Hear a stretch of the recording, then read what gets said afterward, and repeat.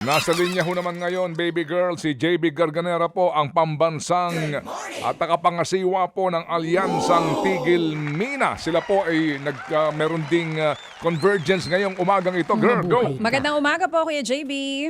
Magandang umaga, DJ Cha. Magandang umaga po, Sir Ted Filon. Magandang umaga po sa mga tagapakinig natin. Saan po ang assembly area po ng Grupong Alyansa Tigil Mina? Andito po kami ngayon sa harap na ng DNR. Nagmarcha po kami from DA. At nandito po ngayon, nakapwesto na kami sa main gate mismo ng DNR. At Kuya JB, ano po ang issue na gusto niyo po sana na mabanggit mamaya ng Sino-sino mga grupo ito? Yes po. Itong mga kasama ng grupo, JB, sino-sino? Ito po ay yung Alyansa Tigil Mina. Tapos yung Lilac Purple Action for Indigenous Women. Tapos yun pong In Defense of Human Rights and Dignity. So yung I Defend po. Okay, ano pong pangunahing tema po na gusto niyo pong maiparating ngayong umaga sa Pangulong Marcos Jr. At ano rin po yung gusto niyong marinig sa kanya pong sona mamaya? Well, una po, gusto naming ipahayag na yung priority ni Bongbong Marcos para dagdagan at pasiglahin yung pagmimina sa Pilipinas ay maling priority. Masyadong maraming environmental issues at maraming mga apektadong komunidad, kaya hindi kami naniniwala na yung pagpapasikla muli ng mina dito sa Pilipinas makakatulong sa kaunlaran natin.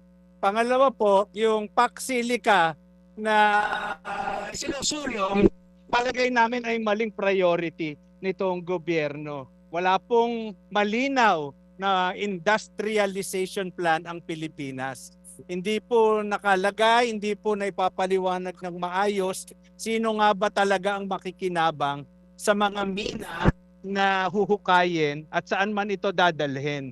Pangatlo po, palagay namin dapat talagang sugpuin na ng administrasyon ni BBM tong corruption. Malinaw po sa karanasan namin na maraming political dynasties ang nagmamay-ari ng minahan at ito po ang nagiging ugat ng marami ring pahirap sa mga apektadong komunidad. Yung mga political dynasties, sila rin nagmamay-ari ng mina at dahil may korupsyon, hindi nare-regulate at hindi na ipapatupad ng DNR yung kanyang mandato.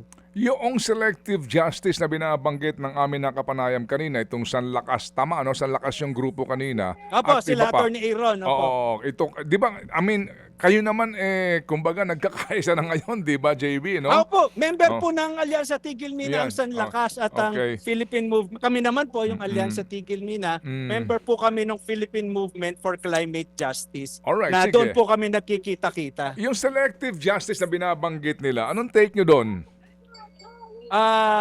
Kaya, well, tama naman po yun. May selective justice. Hindi po natutugunan yung lahat ng human rights violation, human rights abuse na hinaharap ng mga komunidad na apektado.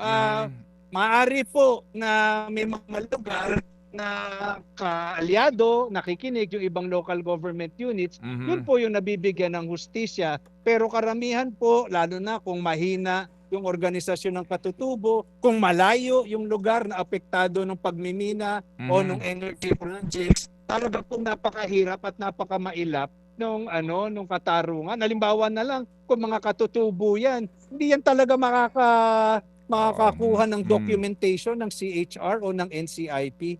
Mahirapan nung talagang makatikim at makakita ng katarungan yung mga nasa malalayong lugar. Sige, salamat na marami JB sa iyong pagpapahayag na iyan at muli ang aming dalangin maging mahinahon, mapayapa at makabuluhan ang mga protesta ngayong umagang ito, ngayong araw Maraming nito. salamat po, Manong Ted, at maraming salamat po sa lahat ng nakikinig at sumusubaybay sa inyo. Makalikasang araw po sa ating lahat. Amen. Salamat na marami.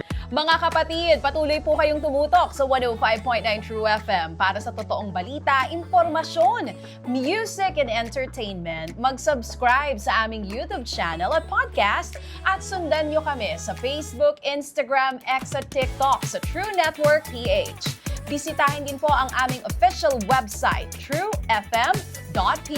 At panoorin din kami sa True TV Signal, Channel 19. Kami po ang 105.9 True FM, Laging true sa'yo, kapatid. Tayo sa totoo, tunay at tapat.